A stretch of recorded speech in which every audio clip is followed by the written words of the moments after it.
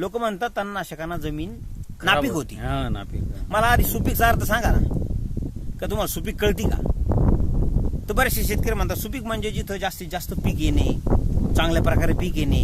मग आता आम्ही सांगितलं की बाबा तणनाशकांना जमीन सुपीक होती. लोक म्हणते तुम्ही चुकी सांगता. नाही म्हणलं, आम्ही बरोबर सांगतो. कारण तणनाशक जिथं जिथं वापरलं तिथं तिथं गवताची संख्या जास्त झाली, गवत लवकर वाढतंय. मग आता गवत पीकच आहे ना, ते विकत नाही म्हणून तुम्ही त्याला गवत म्हणता. आता तुरी विकल्या नसत्या तर तुम्ही तिला गवत म्हणले असते. म्हणून सर्वप्रथम ते सोडून द्या की जे विकतंय ते पीक आहे आणि जे विकत नाही ते पीक नाही असं म्हणू नका. गवत सुद्धा पीक आहे. मग तणनाशकाच्या वापरामुळे गवत जास्त उगायला लागलं, म्हणून जमीन ही सुपीक झाली.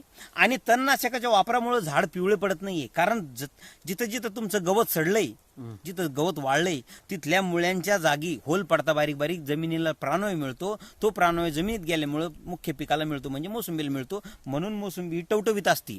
आणि तुम्हाला माहित असायला पाहिजे की जे पूर्वी सजीव होते नंतर मृत झाले, यांचं विघटन करण्यासाठी, यांचं डिकम्पोज करण्यासाठी विश्वामध्ये बारीक बारीक सूक्ष्मजीव आणि इन्सेक्ट तयार केलेले या सृष्टीमध्ये तयार झालेले. मग आता तुमचं तणनाशकानं जे गवत जळतंय त्याला विघटन करण्यासाठी, त्याला डिकम्पोज करण्यासाठी तिथं सूक्ष्मजीव तयार होता. मग सूक्ष्मजीव जिथं तयार होता तिथं मुख्य पिकाला तुमचं सूक्ष्मान्नद्रव्य मिळायला मदत होती. मग आता लोक म्हणतात ते तर जहरान मेलेलं आहे. तुमचा अंतर्प्रवाह होऊन गवतावर त्या तणनाशकाचा अंतर्प्रवाह होऊन जहरामुळे ते गवत मेलेले. मग तुम्हाला काय करायचं, मरू द्या ना. एखादा कुत्रा औषध पिऊन मेला, एखादा कुत्रा देव मारणार मेला, मग त्याला काय औषध पिलेलं कुत्रं सडत नाही का? त्याला ते बॅक्टेरिया सडवता. म्हणजे ज्यांना सडवायचंय ते त्या जहराचा विचार करत नाही. तुम्ही कशाला विचार करता?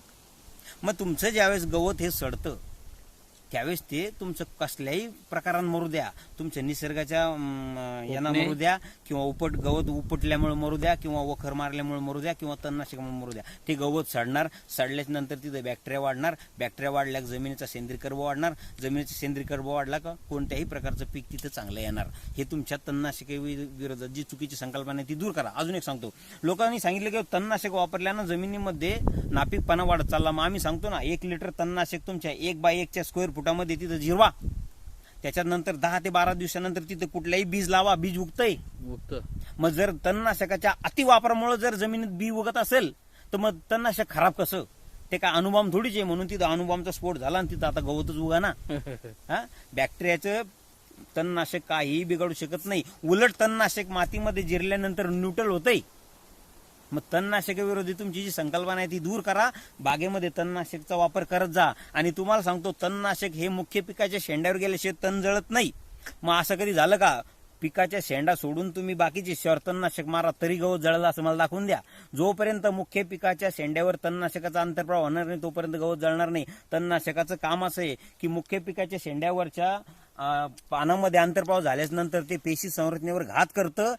त्या पिकाचं प्रकाश संश्लेषण क्रियाला मंद गती प्राप्त करून देतं. आणि प्रकाश संश्लेषण क्रिया ज्यावेळेस मंदावती त्यावेळेस झाडाचे अन्नद्रव्य हे पचत नाही, शिजत नाही, म्हणून तण मरतं. या अशा प्रकारे तणनाशक बनवलेलं आहे. तर तणनाशकाविरोधी तुमची काही जरी चुकीची संकल्पना असेल तर ती मनातून काढून टाका आणि बिनधास्त तणनाशकचा प्रमाणात वापर करा. अनलिमिटेड वापर करू नका. मी आधीच बोललो, तुम्ही जहर प्रमाणात घेताल तर अमृत होईल, आणि अमृत जास्त घेताल तर ते जहर होईल. म्हणून शेती करताना वेळेला आणि प्रमाणाला खूप महत्व आहे. रसायन खत वापरताना प्रमाणबद्ध वापरा, तणनाशक वापरताना प्रमाणबद्ध वापरा, तुमचं शेणखत वापरताना प्रमाणबद्ध वापरा, पाणी वापरताना सुद्धा पाणी प्रमाणबद्धच वापरा. प्रत्येकाच्या डिमांडनुसार पाणी द्या. जसं की तुम्हाला तुमच्या घरामध्ये 10 जार भरलेले, मग तुम्ही का ते पिऊनच घेता का? नाही होत असं. लोक म्हणते उन्हाळ्यात जास्त पाणी लागतं.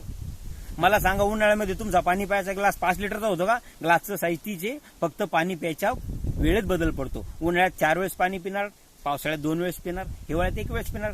अशा पाणी पिण्याच्या प्रमाणात बदल पडतोय, पाण्यात बदल पडत नाही. तुमच्या उन्हाळ्यात काय पाणी तुमचं पोट काय 10 लिटरचं होतं का?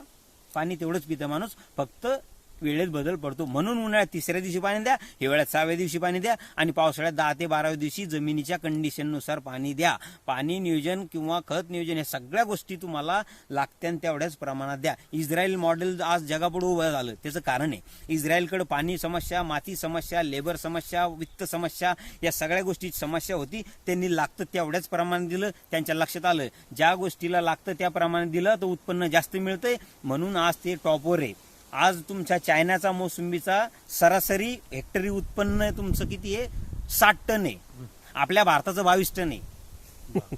मग किती लो आहे आपण, आता मी हेक्टरी 70 टन काढतो, हेक्टरी 450 झाड जर बसत असेल तर हेक्टरी 70 टन मोसंबी निघती, परंतु माझ्या एकट्याच्या 70 टन काढल्यामुळं भारताची सरासरी थोडी वाढती. बरोबर. सचिन तेंडुलकरनं सेंचुरी केली तरी मॅच हरती, कारण बाकीचे 10 करता ना, तर बाकीच्याला रन काढावं लागेल ना. तर तसं तुम्हाला सरासरी वाढवायची असेल तर अशा पद्धतीने शेती करा, सगळी सरासरी वाढून जाईल.